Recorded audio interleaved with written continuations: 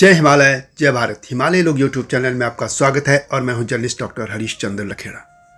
तुर्की और सीरिया में विनाशकारी भूकंप आया है और हजारों लोग मारे गए हैं और बड़ी संख्या में लोग घायल भी हैं। लगभग 200 साल पहले उत्तराखंड में भी इसी तरह के विनाशकारी भूकंप आया था। उसका केंद्र बद्रीनाथ धाम के आसपास था।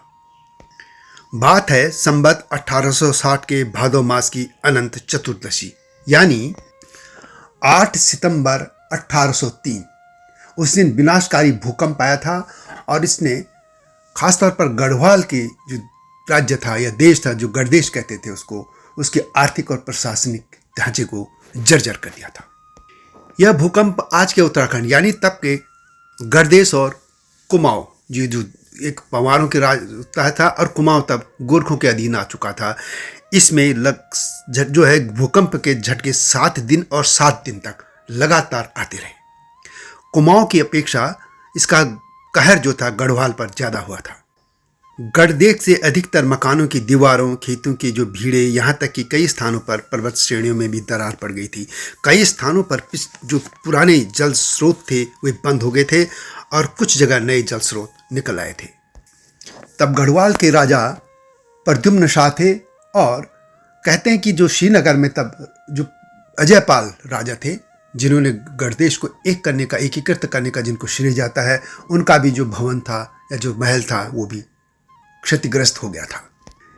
पहले इस भूकंप के मैं राजनीतिक हालात का जो इससे परिणाम मिला था वो बता देता हूँ, उसके बाद क्या क्या हालत हुई थी वो भी बताऊंगा। कहते हैं कि इस विनाशकारी भूकंप में गढ़वाल में 1/4 लोग ही बच पाए थे, यानी 100 में से 25 ही लोग बच पाए थे। और इसी का फायदा उठाकर गोरखा जो सेनापति थे अमर सिंह थापा के आदेश पर गोरखाओं ने गढ़वाल पर हमला कर दिया था और वहाँ पर 1804 से फिर 1815 तक गोरखा शासन रहा और कुमाऊं तो पहले ही गोरखों के शासन में आ चुका था। यानी जब पूरे शासन व्यवस्था ही चरमरा गई थी, सैनिक नहीं थे, कुछ खाने तक को लोगों को नहीं था, उसी दौरान अकाल भी पड़ा था उससे पहले आसपास, तो पूरी व्यवस्था चरमरा गई थी। लेकिन इसके अलावा गढ़ जो नरेश थे प्रद्युम्न शाह, उनके दरबार में भी उनके भाइयों में आपस में मार काट लूट माट सब कुछ आंतरिक कलह चल रहा था। तो एक तो आंतरिक तौर पर ये राजा और ये लोग आपस में उनके परिवार के लड़ रहे थे और दूसरा प्राकृतिक जो ये आपदा आई थी यानी विनाशकारी भूकंप और भूखमरी अकाल, उसने पूरे गढ़देश को तबाह कर दिया था। और इसी का फायदा उठाकर गोरखों ने गढ़देश को अपने अधीन कर दिया था। इससे साफ ये है, संदेश ये है कि उस जहाँ भी आप रहते इस प्राकृतिक जो क्षेत्र है वहाँ पे आपकी व्यवस्थाएं, मकान ऐसे होने चाहिए। अब जैसे जापान ने जहाँ पे सबसे ज़्यादा भूकंप आए, उन्होंने ऐसी टेक्नोलॉजी कर दी स्थापित कि अब वहाँ जान माल का नुकसान कम होता है। जबकि भारत में आए दिन कहीं ना कहीं, कभी गुजरात में, कभी महाराष्ट्र में, कभी उत्तराखंड के ही उत्तरकाशी में इस तरह के भूकंप, विनाशकारी भूकंप आते रहते हैं। अब पहले उस बात कालखंड में मैं आपको ले चलता हूँ। ये 1803 की जो मैं बात कर रहा हूँ, ये तमाम और कई पुस्तकों में लिखा गया है। ऐतिहासिक तौर पर इसके प्रमाण भी हैं। उत्तराखंड के इंसाइक्लोपीडिया डॉक्टर शिव प्रसाद डबराल चारण की पुस्तक में कहा गया है कि श्रीनगर में प्रत्येक मकान को भूचाल से क्षति पहुंची थी। मुख्य राजपथ के दोनों ओर के मकानों में से 80% इतने जर्जर हो गए थे कि मानव निवास के योग्य नहीं रहे। कुछ की छतें गिर गई, कुछ की दीवारें फट गई और अधिकतर मकान मलबे के ढेर मात्र रन गए थे। राजप्रसाद के कुछ भाग सर्वथा नष्ट हो गए थे। अनेक भाग इतने जर्जर हो गए थे कि उनकी दीवारों के पास पहुंचना संकटप्रद हो गया था। राजधानी में बाजार के मकानों और राजप्रसाद के विध्वंस का दृश्य अतिशय दारुण बन गया। रात्रि में भूचाल और वर्षा के कारण जनसंख्या महत्वपूर्ण अंश दबकर नष्ट हो गया था। राज्य की दूसरी महत्वपूर्ण बस्ती बड़ा हाट यानी उत्तरकाशी में है, वहाँ के सभी मकान भूचाल से नष्ट हो गए थे और कुछ तो धरती में पूरी तरह से धंस गए थे। 200-300 व्यक्ति छतों के टूटने से दबकर मर गए थे। पशु और भी अधिक संख्या में मरे। बस्ती इस प्रकार नष्ट हो गई थी कि 5 वर्ष पश्चात तक भी केवल थोड़े से ही घरों का निर्माण हो सका। चारों ओर सर्वत्र गिरे हुए घरों के खंडर बिखरे हुए थे। वैसे पूरे गढ़ क्षेत्र की यही थी, कुमाऊं में भी यही था, लेकिन जो गढ़वाल क्षेत्र में ज़्यादा इसका असर हुआ था। देवप्रयाग में भूचाल का भारी झटका आया था। नगर के अनेक मकानों तथा रघुनाथ मंदिर के चबूतरे और शिखर को भारी क्षति पहुंची थी। सिंधिया नरेश दौलतराव सिंधिया ने अपने गुरु एवं कुछ ब्राह्मणों को भेजकर मंदिर की मरम्मत करवाई थी। जोशीमठ में भी अनेक मंदिर टूट गए थे, किंतु 2 विशाल देव मूर्तियां आश्चर्यजनक ढंग से सुरक्षित रह गई थी। केदारनाथ मंदिर को भी कुछ हानि पहुंची थी। दौलतराम सिंधिया ने ही उस पूरे मंदिर का नवनिर्माण करवाया था और ये भी कहते हैं कि इससे हालांकि उसकी प्राचीनता जो है नष्ट हो गई थी। रात में भूचाल होने के कारण पूरे राज्य में कितने मनुष्य और पशुओं के प्राण गए इसका पता लगाना कठिन है। हालांकि मौलाराम जो वहाँ के चित्रकार भी थे दरबार में, उनके अनुसार भूचाल में हजारों व्यक्तियों का प्राणांत हुआ था। राजधानी में अभिलेख और विभिन्न प्रकार की महत्वपूर्ण सामग्री मलबे में दबकर नष्ट हो गई और बरसात में उसकी सुरक्षा नहीं हो सकी। 1803 का जो ये भूकंप आया है, इसमें कहते हैं कि इसकी तीव्रता 9.03 थी। उत्तराखंड में वैसे इससे जो मध्य हिमालय क्षेत्र, इसमें एक महाभूकंप 1505 में आया था और इसके बाद 1803 में, और इस भूकंप ने तो वहाँ पूरी जो जनजीवन था उसको पूरी तरह से तबाह कर दिया था।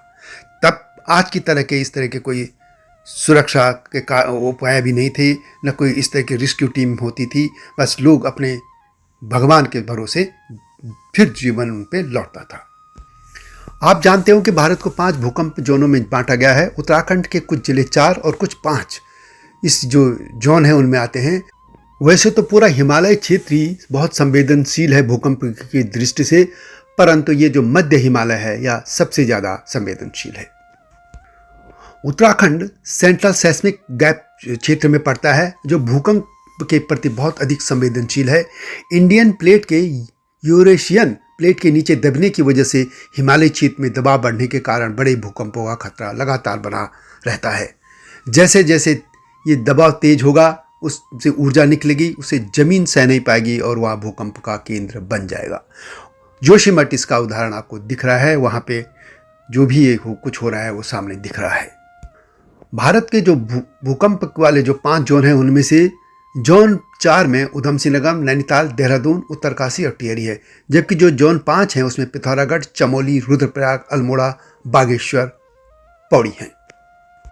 सितंबर 1803 में गढ़वाल कुमाऊं में भूकंप आया था, जिसका केंद्र जो है मैंने पहले कहा बद्रीनाथ क्षेत्र था। इसके अलावा मई 1816 में भी गंगोत्री इलाके में आया था। जून 1902 में पौड़ी दक्षिण पूर्व पौड़ी के आसपास आया था। अक्टूबर 1911 में भारत चीन सीमा पर आया था और इस तरह अक्टूबर 1916 में ये चंगा बांग चोटी के पास आया था। अक्टूबर 1927 में भारत चीन सीमा पर भूकंप आया था। जून 1945 में नंदा देवी चोटी के पास भूकंप आया था। ये बड़े भूकंप की मैं बात कर रहा हूँ। 1966 में ये अथप्याली धुंग जगह है वहाँ पे आया था। जुलाई 1980 में पिथौरागढ़ में आया था और अक्टूबर 1991 में उत्तरकाशी चमोली क्षेत्र में आया था। उत्तराखंड में जो भवनों का निर्माण जिस तरीके से हो रहा है, वहाँ पे तय मानक और नियमों की अनदेखी की जा रही है और एक बड़े संकट की ओर एक संकेत करता है। और वहाँ पे आपदा प्रबंधन और सुरक्षा के इंतजाम भी इस तरीके से मजबूत नहीं दिखते हैं, तो यह सोचने का विषय है। और एक और अंत में जापान की आप हालत देखिए। जापान में अक्सर रिएक्टर स्केल पर 7 या इससे बड़ी तीव्रता के भूकंप आते हैं, लेकिन उनके लिए सामान्य प्राकृतिक घटना है, क्योंकि जापान ने आपदा प्रबंधन के मामले में अपनी समृद्ध और श्रेष्ठ टेक्नोलॉजी को इस्तेमाल किया है। और पिछले 50 वर्षों में जापान ने भूकंपों का सामना करने के लिए अद्भुत काम किए। उन्होंने स्कूल में बच्चों को विशेष प्रशिक्षण दिया, इमारतों का निर्माण ऐसे किया कि वे भूकंपों के दौरान गगनचुंबी इमारतें जैसे लहरा जाए पर गिरे नहीं, और अपने जो पूर्व सूचना प्रणाली उसको भी मजबूत किया है। लेकिन क्या भारत में या उत्तराखंड में या और भी जो देश के अन्य क्षेत्र क्या वहाँ ऐसा हो रहा है? यह सोचने का विषय है। तो यह वीडियो कैसी लगी कमेंट में अवश्य लिखें, और हिमालयी सभ्यता पर केंद्रित इस हिमालय लोक चैनल को सब्सक्राइब करना न भूलना। अगली वीडियो की प्रतीक्षा कीजिए। तब तक जय हिमालय, जय भारत। हिमालय पे पेड़ हो तो गीत गाएंगी नदियाँ, गीत गाएंगी नदियाँ। पेड़ों पे चिड़िया है तो गीत गाएंगी नदियाँ, पेड़ों पे चिड़िया है तो गीत गाएंगी नदियाँ। माँ की लोरी जैसे होते हैं नदियों के गीत।